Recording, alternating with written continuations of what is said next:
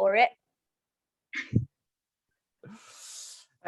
Hello everybody, thank you for watching this video. My name's Peter Blundell here at Therapist Connect.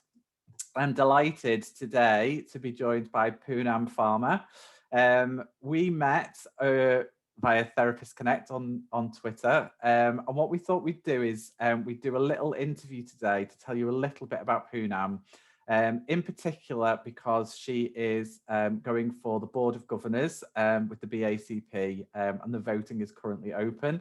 So we thought we would do a little interview together so you could find out a little bit more about Punam, who is from Red Maple Counselling, and get to know her a little bit and decide whether you might want to vote for it in the AGM elections. Okay, she's getting all embarrassed now because I've said that. Just gonna hide quietly in the corner. Thanks, Punam. Thanks for coming on and doing this little interview. So we thought we'd ask you some questions today, a little bit like we do on the Therapist Connect podcast, just to find out a little bit more about you and kind of for people who don't know. So would you be able to tell us a little bit about what kind of drew you to being a therapist in the first place? What kind of drew you to the profession? Well, first things first, to get to know a little bit about me. I am human. I didn't disembark from Mars or Venus in the last half an hour. And I think that's fundamentally why I became a therapist back in the dusty echelons of 2012, I think. So it's a long time ago. I was teaching psychology then, and health and social care and religion and everything else. And I was teaching about mental health concerns, about stigma, eating disorders to sixth formers. And as a teacher, I don't know what people say, it is arguably one of the most stressful jobs on the planet. And having students where we're talking about mental health concerns, where there's stigma and the taboo, in an occupation where apparently we have 6 weeks of the summer free, we don't. And also, I'm a gardener, and in that gardening universe, in that fraternity, I was friends and still am friends with a member of the armed forces, former member of the armed forces. And we were talking about mental health concerns and veterans. And being a gardener and meeting this person, one of our common interests was, wait for it, chili plants and courgettes and tomatoes. And that amalgamated into this idea of being a counsellor, helping someone or walking with someone to actualize their potential. And there are many of us who have read, experienced the Rogerian anecdote, the one with potatoes in the basement. I've seen you tweeting about that this week. Yeah, so potatoes in the basement. And that kind of formed like this lasagna of experiences and ideas of all seeds have the power to actualize their potential with the right conditions, the necessary and sufficient conditions. And if a patch of land is too wet, or there's not enough sunshine, or there's nothing in that soil that acts as nutrients, it kind of impacts on that seed. And it's a bit analogous, if you like, to us as human beings. If we have those different factors, if there's a student in front of me who hasn't engaged, hasn't asked questions or answered them, there's something going on there. And it is about that being human, of connection, and forming that intrinsic relationship that allows us then to be the best person we can, really, and to strive. So yeah, why did I become a therapist? Because of a phenomenological experiential lasagna to do with chili plants, I think. I love that. You need that on your little put it on a strap line somewhere. exactly. And my next question was about your approach, but I feel like you've almost given you'll never guess. You'll never guess. Your first answer. Yeah, I'm a person-centered counsellor. That's my core training. And I teach on an undergraduate integrative course. So it'd be a lie if I said I don't magpie things. So whilst my central foundation is person-centered, and no, I don't know what number 7 of the 19 propositions is. Why not? If in doubt, I am the center of my own universe. Hang on, that's number 1. But I'm a person-centered counselor, and it's more about, it's not just about a modality. I mean, I think of modalities as lenses. You know, when you go to opticians, other opticians are available, and you get the Frankenstein glasses, and they give you all these different lenses. I think my lenses are person-centered, and every now and again another one gets put in and replaced. So person-centered counselor, and as I mentioned before with the potatoes, team potato. Carl Rogers and his potatoes. Those. So fellow person-centered therapist, and I know that kind of forms part of your teaching as well, isn't it? Teaching counselling and psychotherapy. So obviously you've put yourself forward for the board of governors. I was very happy to support that putting you forward, and the voting is currently open. But I suppose people might be interested in maybe what kind of brought you to putting yourself forward as a BACP governor. What was it that kind of made you think that was something you might want to do? Well, there's two things, really, two words in the first instance, and they appear in the ethical framework: courage and candor. But, and also as part of my practice as well, counselling for change, and courage gets it the wrong way around. But it's about the opportunity to change the counselling and psychotherapy profession. We've had a pandemic, we've had a European divorce, none of which was on anybody's diploma, undergraduate degree, master's or PhD. We're in such a flux. And then there's obviously the scoped movement as well. So for my part, it's to be part of a profession, to be part of a change. And change, you can see it as a good thing, as a bad thing. It happens, we evolve. The human species has evolved from being amoeba in the primordial soup to, you know, sending ships to the moon. And it's this idea that we have to be, you know, in a process of growth and development. It's such a diverse profession, a diverse discipline, be it with identities, be it with modalities. I think there's 300, 400 modalities the last time I checked. And the conversation around mental health has, over the last decade, skyrocketed. Only in the last week, we've had Simone Biles, Naomi Osaka, Adam Peaty, cricketer Ben Stokes, people, human beings like me and you, suddenly, you know, start to have these conversations, be it in the media, be it in, you know, everyday life. In terms of, there's been I forget now, the campaign, and then BBC Two, etc., have had various documentaries about male mental health in particular. Yeah. So opening up conversations, and when I say opening up conversations, it's not just us as professionals, our clients, we are, and organizations, membership bodies. We don't want to wander into the realm of conclaves of people dictating what's happening with mental health. You and I are both here now on the Zoom face, but, you know, in the face-to-face, on telephone. It was never part of our initial training. And I think there's I want to become a trustee because I want to be able to change the world I live in, change the world that I work in, live in. And the fabric of being a person-centered counselor, I think therefore I am. It is me. And I know that there are people out there who have that kind of shared fellowship, really. And every time I speak to you, Punam, you are just so passionate about counselling and psychotherapy and talking about it and what you do, which I absolutely love. And you're not kind of afraid to kind of share your opinions as well. You know, we've been lots of different virtual groups together, haven't we? And kind of talking through what we think of the problems in the counselling and psychotherapy profession.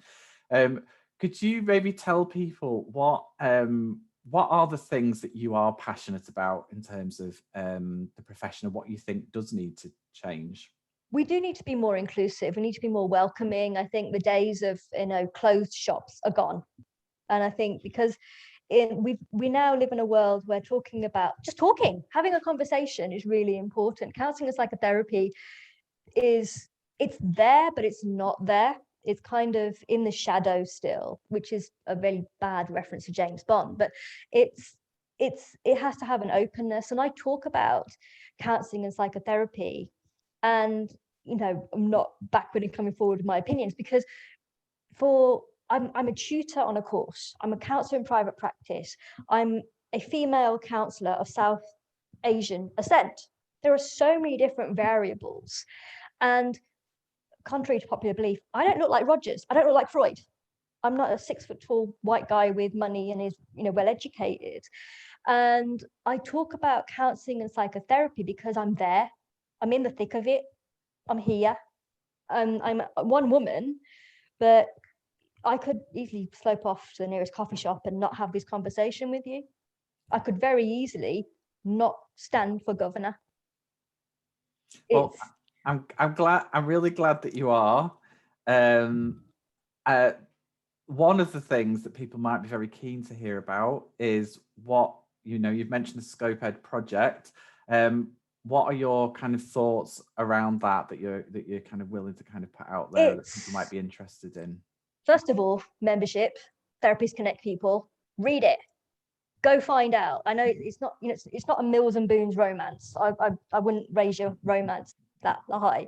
It is a document, it's a wordy document, and it's been going through so many reiterations. Go read it, go find out. For me personally, I think it has, and I will take full honesty here and bravery. I personally think that it divides up the profession, that it places, colleagues where they could be in a position where their expertise, their experience isn't appreciated. It isn't, I won't say the word reward because that sounds wrong. It isn't, fundamentally, it isn't used to its best effect, which, if we are maintaining human dignity and alleviating distress, which is, again, some part of the ethical framework, if we're doing that, then there needs to be that reflection. I think people should go read the document, find out where they sit, find out on a personal, process-driven level where it sits with them, and how do they see themselves moving forward. I believe personally and professionally, it affects me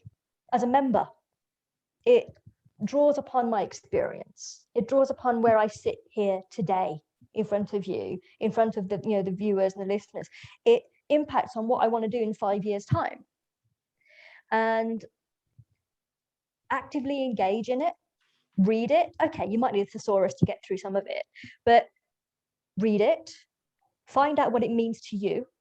Which ethic, value, principle does it resonate with you? And then make a decision about where you stand, what you want to do with it, because you have that power as a member of a membership body to do something with it. If you want to, if you're for it, great. If you're against it, great, but participate. Silence is golden for it because it's there, it's valued, and it holds the status quo, or you can be innovative and change. And I think that's really important, because I think there's a lot of therapists out there who are unaware of the Scope Ed project and framework. And actually, it's coming to a point and place in time where actually it's becoming really important that therapists do have knowledge and understanding about it and the impact that it might have. Are you able to say any more on your own particular thoughts on it?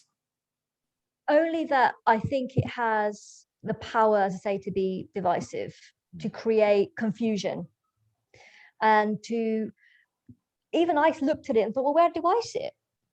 What do I do?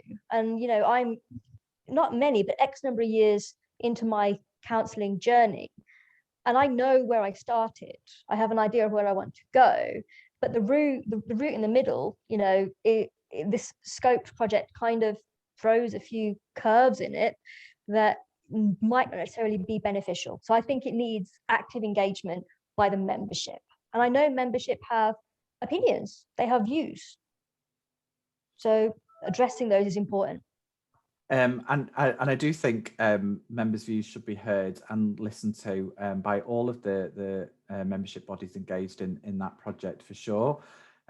Was there anything else that you wanted to say about the things that you'd like to see change or happen, or the things that you'd like to be involved with if you are successful? I'd like to think that members will express their voices. I mean, with the AGM, with resolutions, votes are, it's not going to give you a Brucey bonus, but it kind of express your views. You are a member, and participate.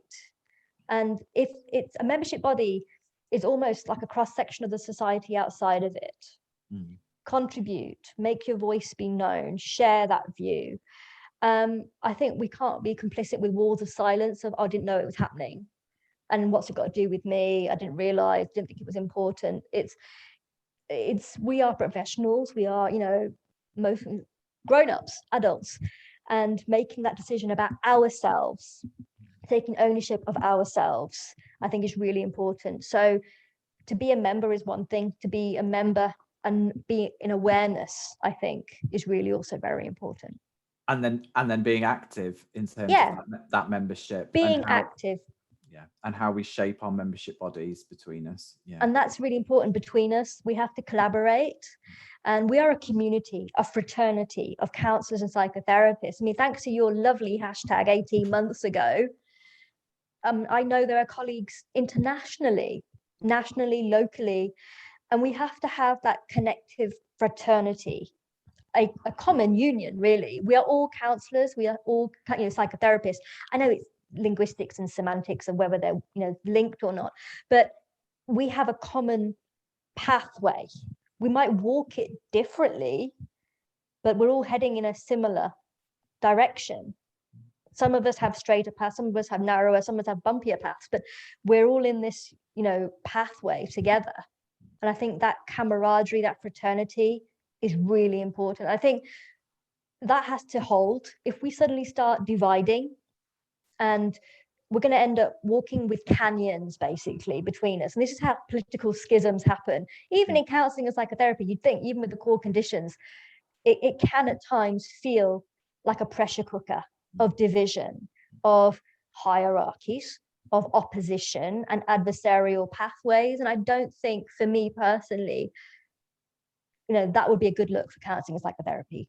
Division just really wouldn't. It would be self-destructive, I think.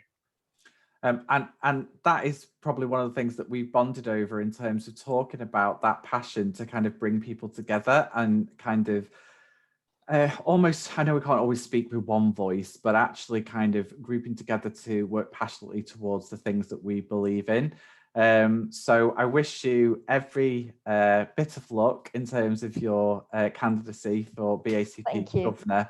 And I look forward to hearing the outcome of that. And for anyone who's a BACP member, vote for Punam. It's the new hashtag, which we put out this week. So I encourage anybody who's interested in that to go and check out. You've got a bio, haven't you, in the candidacy that people can go and read and hear a little bit more about your views on different topics. Thank you very much. Thank you. All right.